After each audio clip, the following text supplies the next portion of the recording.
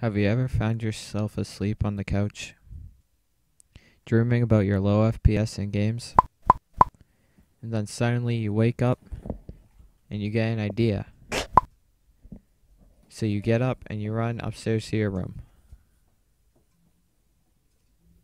You run into your room and sit down in your chair. You quickly go to newegg.com. Then once at Newegg, you go and you search Intel CPUs. But suddenly, you are very confused because there are so many options and so many different CPUs that you don't know which one to pick. If this has been you at any point, or you just want to learn more, then you've come to the right place. Welcome to my ultimate Intel CPU guide. Let's go.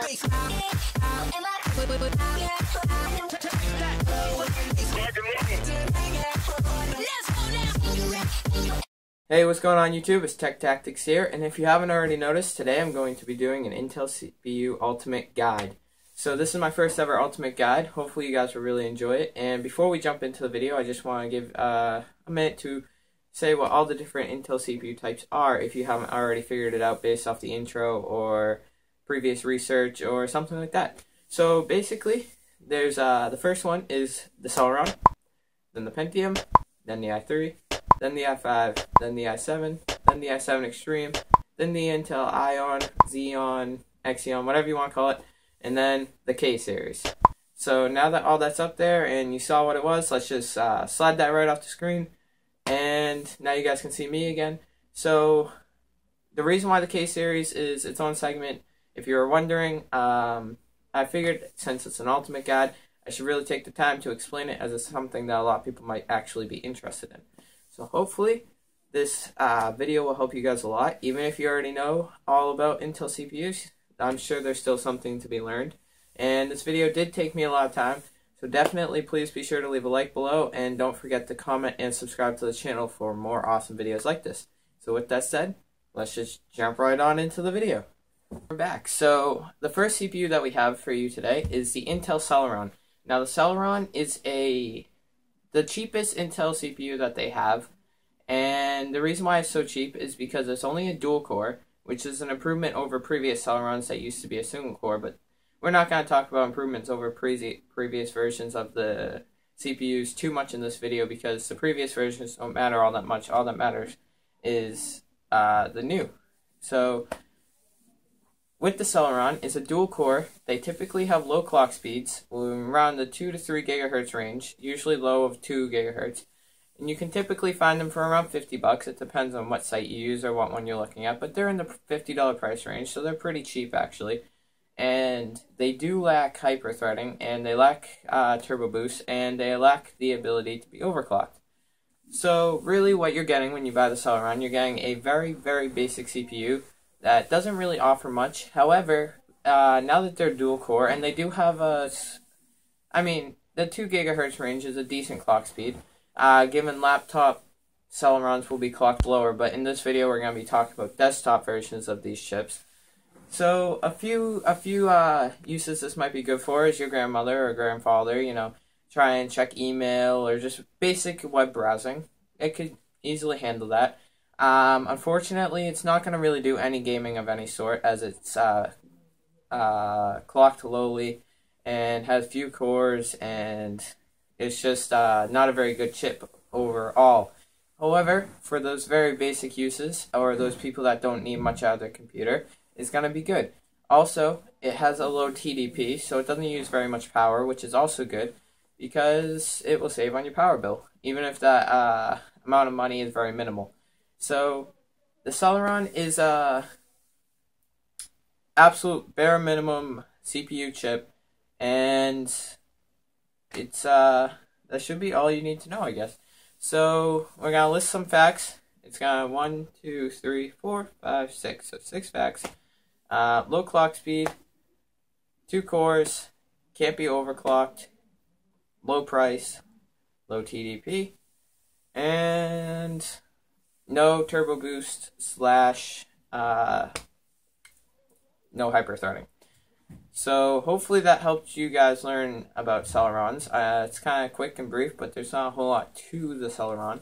as a CPU. If you guys do have any questions, definitely leave them below. And that's about it for Celerons, so let's jump right over to Pentiums. So now that we're at Pentiums, Pentiums are a bit more of an interesting chip than the Celeron is. These are where you start to get your entry-level CPUs for gaming and whatnot. They are still only dual-core, and so, however, you're gonna get the low 3, high 2 gigahertz range on stock. And they do not feature turbo boost or hyper-threading, as you won't see hyper-threading until the i3 and the turbo boost until the i5. But we'll get to those two CPUs in a few minutes. So with the Pentium, these are also cheap, around $70 to $100. It depends on what Pentium you get. And Pentiums go way back, you know, just years and years. They actually just came out with their 20th anniversary edition, which is an awesome chip, and I'll explain why.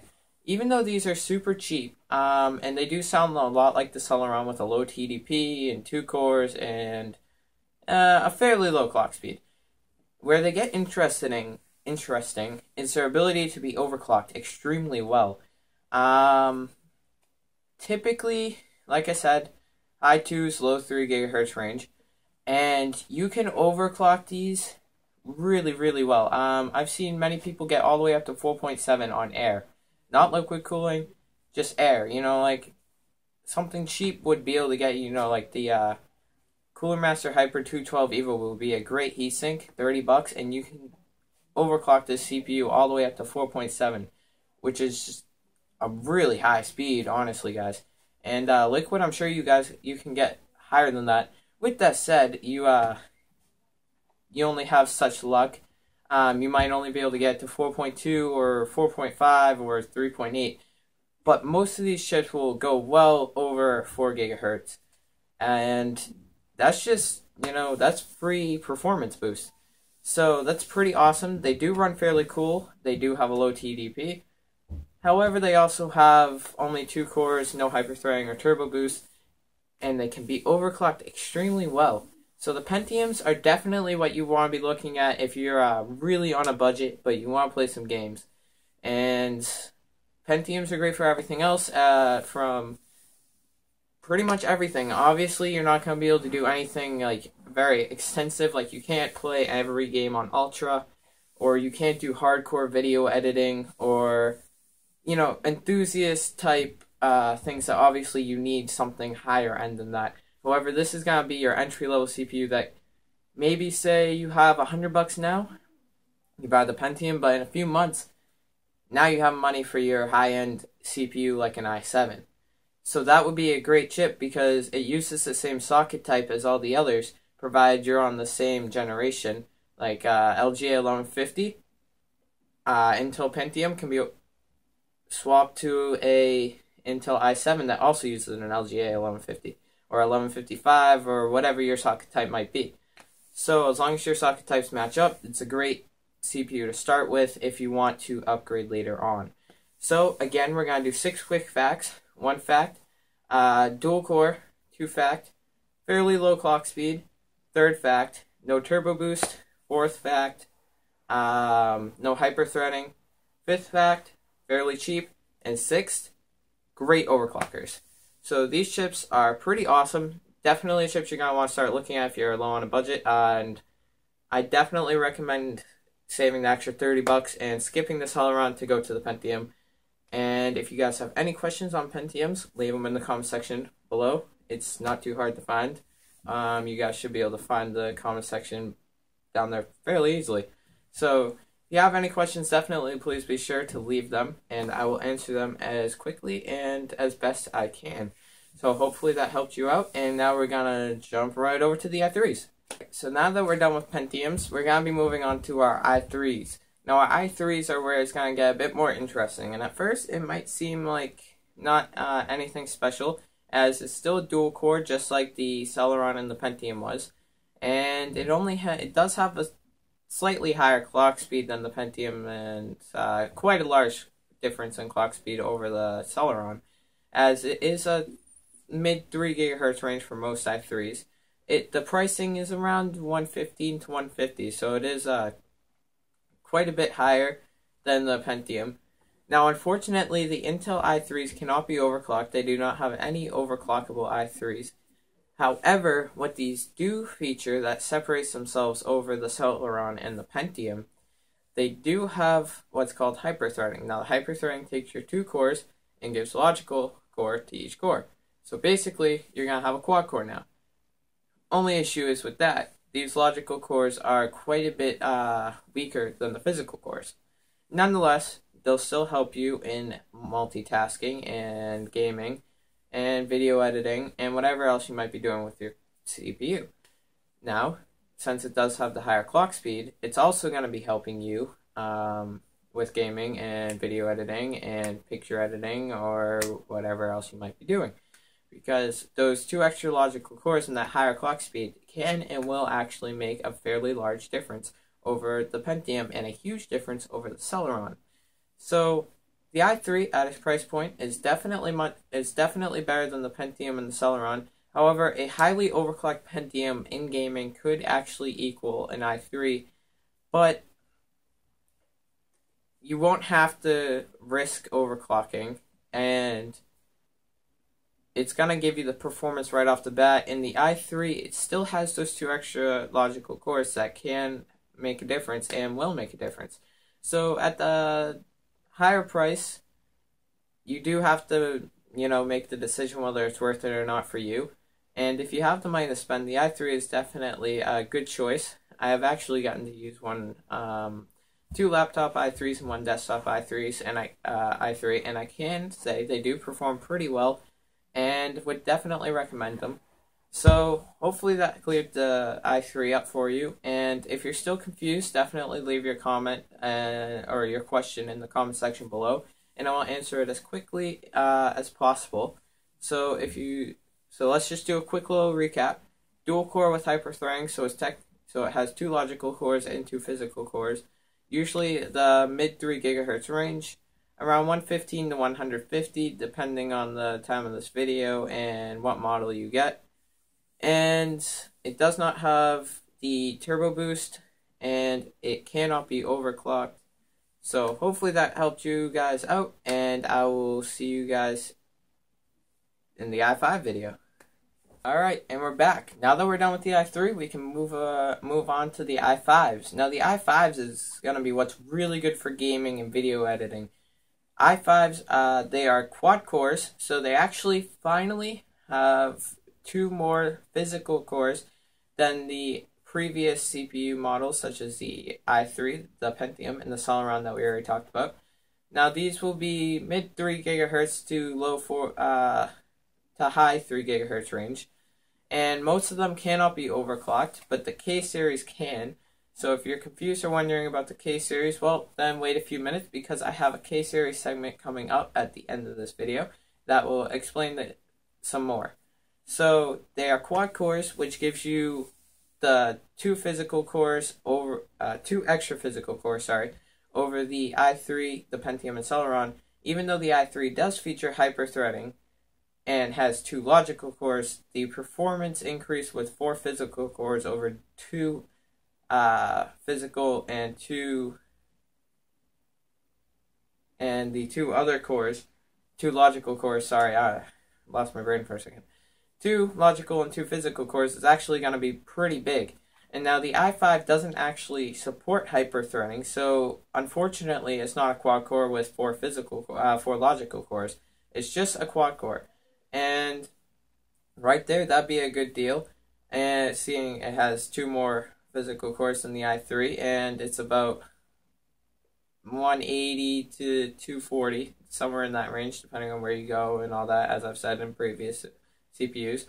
However, this is the first CPU to feature the boost technology, so that is pretty good, and it's definitely going to increase performance. And for gaming, this is the sweet spot. The Intel i5 4670K is not going to bottleneck any GPUs. It might bottleneck Crossfire or SLI on a high-end GPU, but any single GPU is not going to bottleneck, and this is going to be your sweet spot if you're looking for highest performance with some value to it. Obviously, they are a little expensive, but they are going to give you great performance in gaming and great performance of video editing, and they can handle quite a bit of multitasking, since they do have the 4 physical cores. So hopefully that helped you guys out, helped you guys understand i5s, and if it didn't, then leave your question in the comment section below, as I've said with the 3 other previous CPUs, and I'll definitely be sure to answer your question as quickly and as well as I possibly can. So let's just do a quick little recap before we go on to the i7, one of the highest end enthusiast grade CPUs. So let's do a quick recap of the i5. The i5 does have 4 physical cores. It does not have hyper-threading.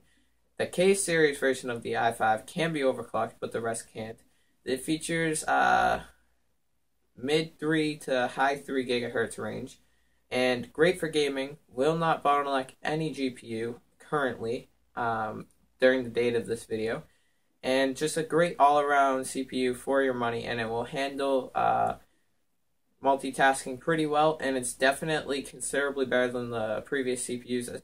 Even the i3 to i5, that is a pretty big performance gap, even for not that much money, not that much more money. So hopefully that made you guys understand i5s better, and definitely recommend i5s, as they're one of the best CPUs you can get. Obviously they're not the best, and that's why we're going to move on to the i7. So I'll see you guys there in a second. Right, now that we're done with the i5, that means we're doing the i7. One of the best CPUs you can get. However, it being one of the best CPUs, it also comes with one of the highest price ranges. This is going to be, sometimes, if you're lucky, Micro Center will have them as cheap as $250. However, typically they're going to be $300 or more, and I say $300 or more because they'll go up past $500. I'm going to do the typical i7, such as the 4770K or something similar to that. So, now that I've said that, let's jump into it. Even though it does have a lot higher of a price range than the i5, it still only features 4 physical cores, just like the i5. And it does feature turbo boosting, which the i5 features too. So, at this point, you might be asking yourself, well, why does it cost so much more money? If it has similar clock speed at the mid to high 3 gigahertz range, the K series of the chip is still the only series that can be overclocked, the rest can't.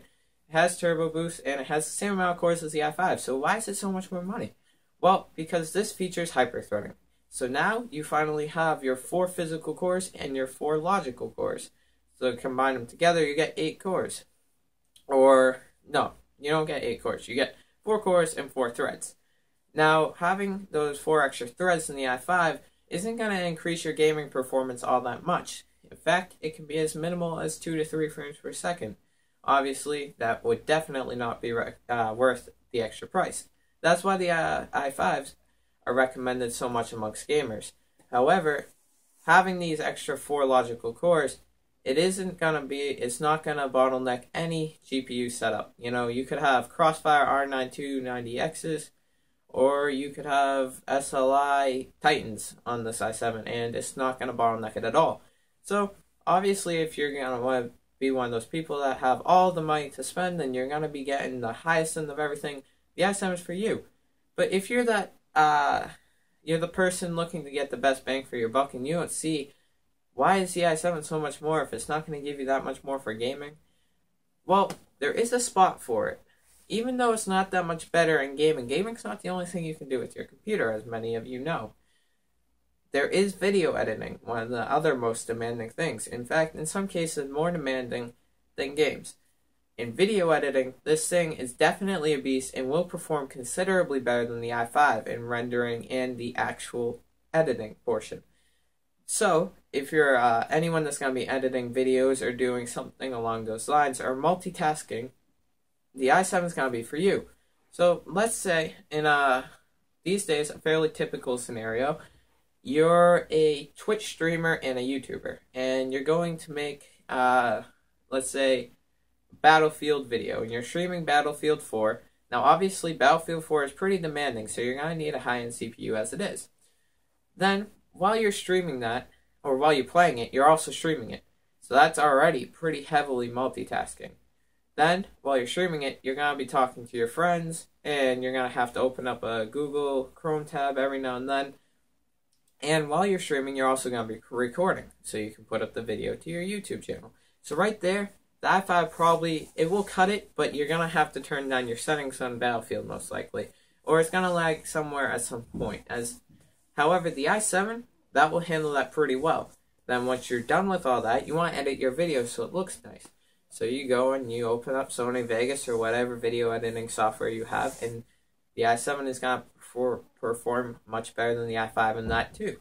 So obviously the i7 does have a place, and even though it's a much higher price range, you get the 4 physical cores, you get the 4 threads or logical cores, and you get the mid to high range of 3 gigahertz. So it's definitely going to give you an increase in performance over the i5. You just might not be getting as much bang for your buck. However, if you're spending that much on a CPU and you have that much money to spend, you're probably not going to be looking for bang for your buck anyway. So hopefully that helps you guys understand Intel i7s, specifically the 4770K versions, or the versions like that, or the 4770 or the 4770S, or whatever version you're looking at, similar to those with the 4 cores and the 4 threads. They do have i7s with 6 cores and 12 threads, but for this portion, we're only talking about the quad cores with the 8 threads. So hopefully that helped you guys understand it, and if you didn't, then definitely leave your question in the comment section below, and I'll be sure to answer that as quickly as possible and as best I possibly can. So hopefully that helped you guys out, and I'll see you guys in just a second when we talk about the i7 Extremes. And we're back. So now that we're done with just the i7s, we can talk about i7 Extremes. i7 Extremes are crazy CPUs. They are one of the highest end CPUs you can possibly get, actually. With that said, they're going to be giving you a price range of around $1,000 in most cases. And as if that wasn't enough, you're going to need a special motherboard, X99 or LGA 2011 are some examples. With X99, you're going to need DDR4 RAM, the newest and the best RAM you can get. Even though it's the newest and the best, or obviously, since it's the newest and the best, it's going to come with a higher price range. And the motherboards will also, since the motherboard manufacturers think, well, you're spending $1,000 on a CPU, obviously you're not going to want a piece of crap motherboard. So, even though it's just $1,000 up front, I said just $1,000 like it's not a lot, that is ridiculous. It's also going to cost you more on your motherboard, and it's going to cost you more on your RAM. And in order to not bottleneck it, you're going to need a pretty high-end GPU too. And in fact, you're probably going to crossfire or SLI. So as you can see, that is tons of money spent on your computer already. And you might be asking yourself, well, what makes this CPU so much better than the i7 or the i5? I'm so sorry about that, guys. There's actually not too much. The i7 Extremes can be overclocked typically. Some of them can't. However, they're also going to be mid-3s to high 3 gigahertz range. And now, the fact that actually makes a difference. They do have turbo boost, and they do have hyperthreading, just like the i7. However, these are 8 cores. 8 cores. Physical cores. So, it's 8 physical cores. That's already double the amount of cores that the i7 has. And as if that wasn't enough, these are still hyper-threaded. So that's going to give you 8 logical cores and 8 physical cores for a total of 16 threads, which is ridiculous, guys. That is so much. In fact, that's one of the most amount of cores we've seen on a CPU ever before.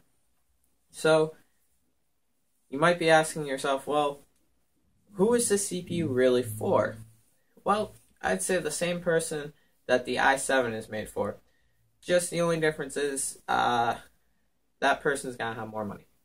Because it's still not going to make a huge difference in gaming. Because gaming still doesn't use, in most cases, doesn't ever go over 4 cores. In fact, a lot of games are still only made for 2 cores.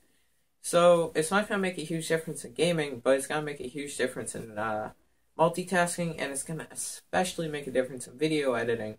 Your rendering times will be crazy. I know Jace2Cents has talked about his rendering times in the past, and if you're interested in seeing his rendering times, I'd recommend you go over to his channel and you watch a few of his videos, as he'll go into great depth about how fast that CPU really is.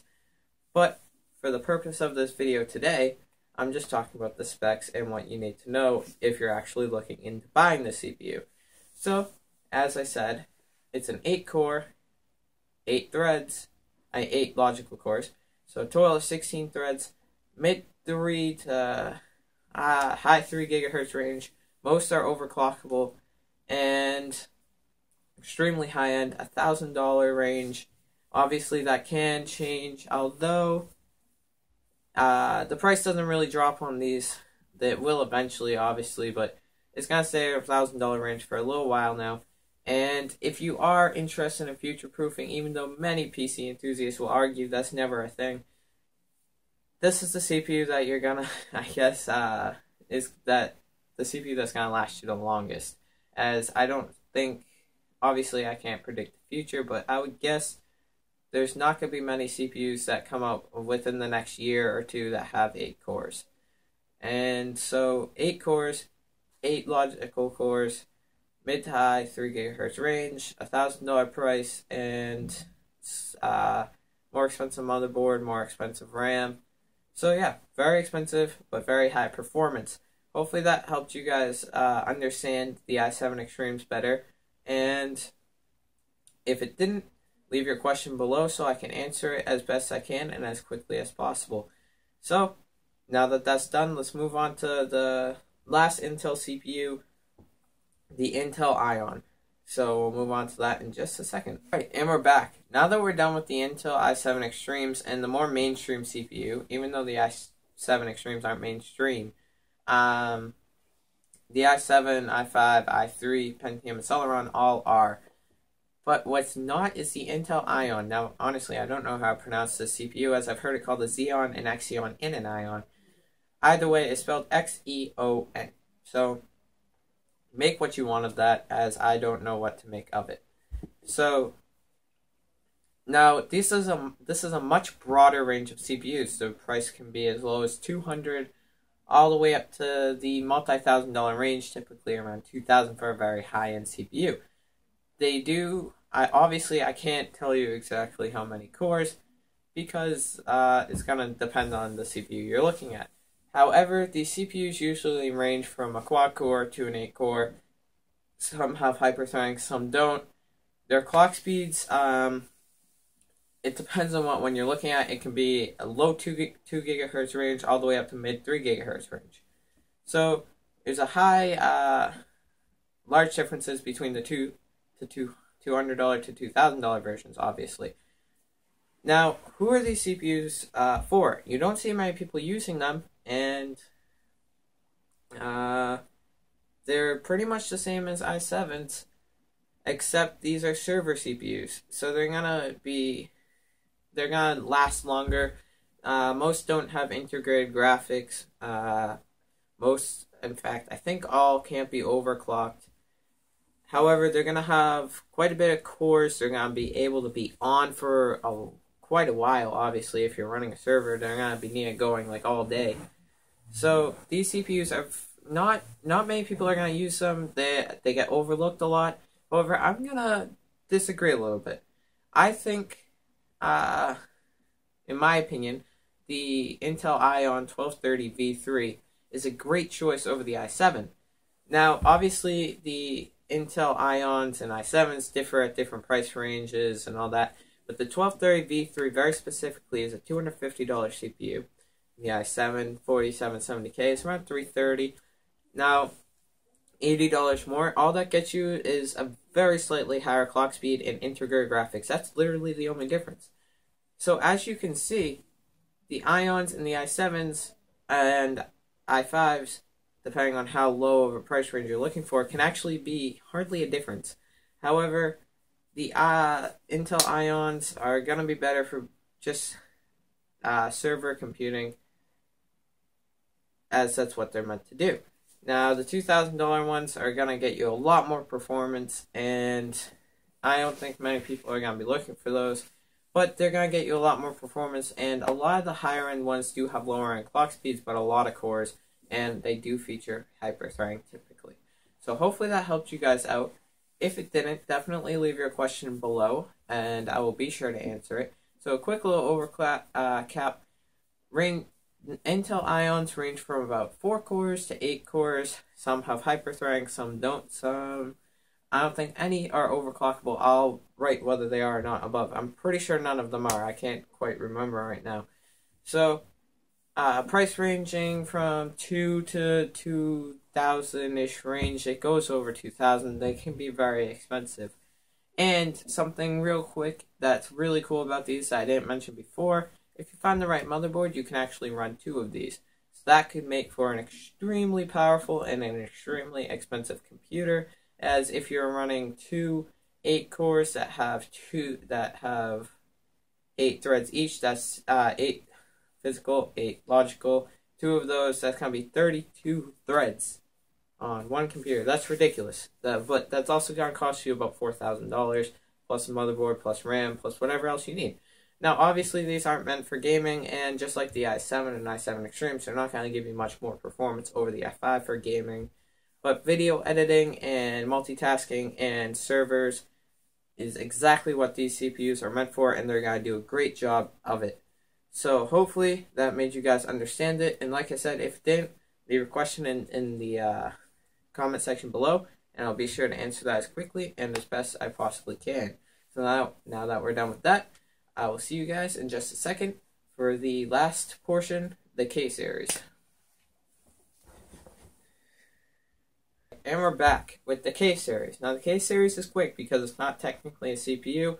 However, the K-Series, it is not featured on i3s, Pentiums, Celerons, Ions. It's only featured on i5s, i7s, and i7 Extremes.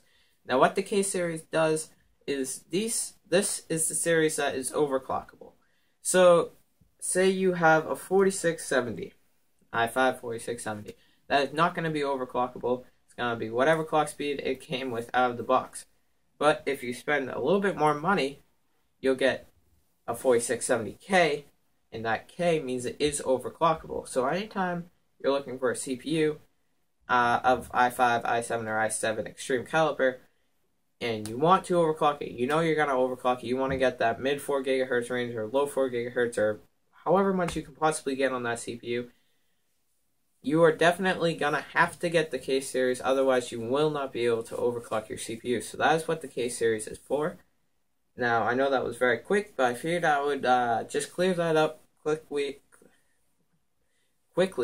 and hopefully that helped you guys out in understanding it. So, once again, K-Series, all that means is that it can be overclocked, and it is not on the Celeron, Pentium, or i3 CPUs, or the Ions. But it is available on i5s and i7s, and typically most people do go for the K-Series, as it's not a whole lot more, and it does give you overclocking abilities. Even if you don't want to do it now, in the future you might be looking for that extra performance gain. So, hopefully that helped you guys understand it. If you have any questions on the K-Series, leave that in the comment section below with all your other questions that you might have asked about any of the other previous CPUs. So hopefully that helped you guys out a lot, and I'll see you guys for the quick little wrap-up portion of this video in just a second. So now that we've gone over all the CPUs, being the Celeron, the Pentium, the i3, the i5, the i7, the i7 Extreme, the Ion, and the K-Series, let's get those off the screen now that we're done looking at them. You guys should be pretty much pros by now, and if you're not and you have any questions, leave it in the description below and I will answer it as quickly as possible, as I said many times throughout this video, because I really do want you guys to be able to understand the Intel CPUs really well, and I want you guys to feel free to ask any questions you might have on any video of mine. So hopefully you guys did enjoy this video. I put a lot of time and effort into it, and if you guys really want to see another video like it, maybe on the AMD series of CPUs, or AMD series of GPUs, or NVIDIA series of GPUs, whatever it might be, leave what you want to see in the comments, or just like the video to let me know that you enjoyed it, and I should make another video similar to this. So hopefully you guys enjoyed it, and definitely don't forget to subscribe to the channel, because I will have many more videos coming out, and hopefully you will subscribe, and then if you do, I'll be able to see you guys very soon. So thanks so much for watching, and I will see you in my next video. Peace.